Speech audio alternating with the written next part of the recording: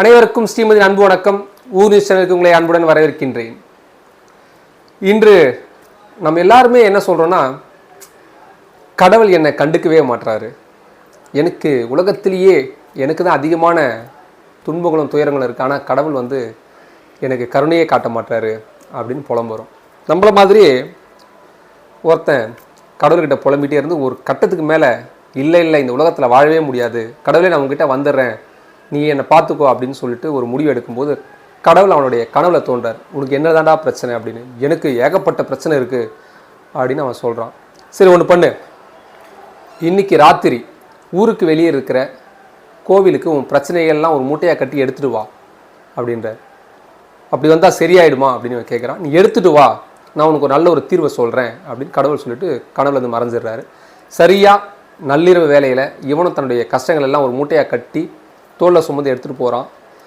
அவனோட வீட்டிலேருந்து ஊர் எல்லையை கடந்த பிறகு பல மாட்டு வண்டிகள், அப்புறம் ஒரு சிலர் 2-3 மூட்டைகளை தலையில் சுமந்துக்கிட்டு, தோளில் சுமந்துக்கிட்டு, முதுகில் சுமந்துக்கிட்டு, பெரிய பெரிய வண்டிகளை நிறைய மூட்டையில் அடிக்கிட்டு கோயிலை நோக்கி போகிறாங்க. இவனுக்கு ஒன்றுமே புரியல.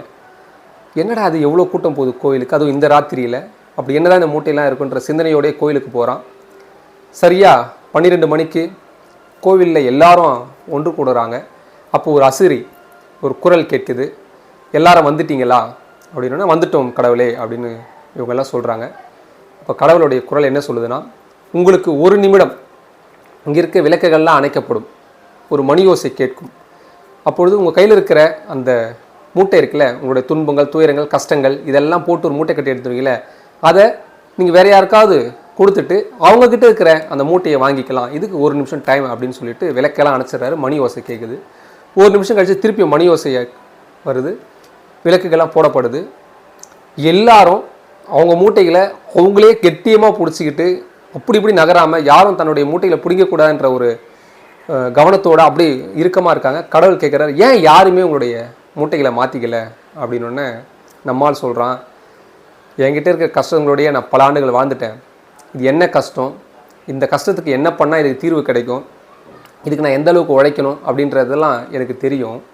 ஆனால் இதுக்கு மேலே என் கஷ்டத்தை இன்னொருத்தருக்கு கொடுத்துட்டு அவங்க கஷ்டத்தை வாங்கினேன்னா அந்த கஷ்டங்களில் எப்படி எனக்கு சமாளிக்கணும், அந்த கஷ்டங்களோட அடிப்படை என்ன, எங்கேருந்து ஆரம்பிக்குது எங்கே முடிவு அப்படின்னு எதுவுமே தெரியாது.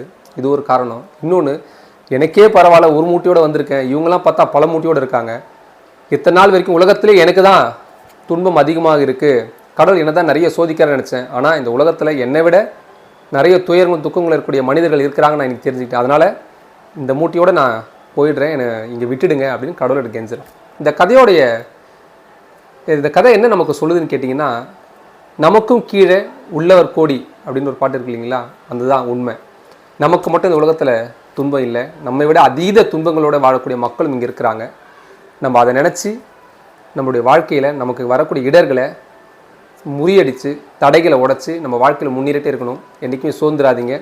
கடவுள் கொடுக்கல, நண்பர் கொடுக்கல, உறவினர்கள் கைவிட்டுட்டாங்க, இப்படியெல்லாம் புலம்பாமல் உழைப்பை மட்டுமே வச்சுக்கிட்டு நம்முடைய கஷ்டங்களையும் துன்பங்களையும் தவிடுபொடியாக்கி வாழ்க்கையில் வெற்றி பெறுவோம். நன்றி, வணக்கம்.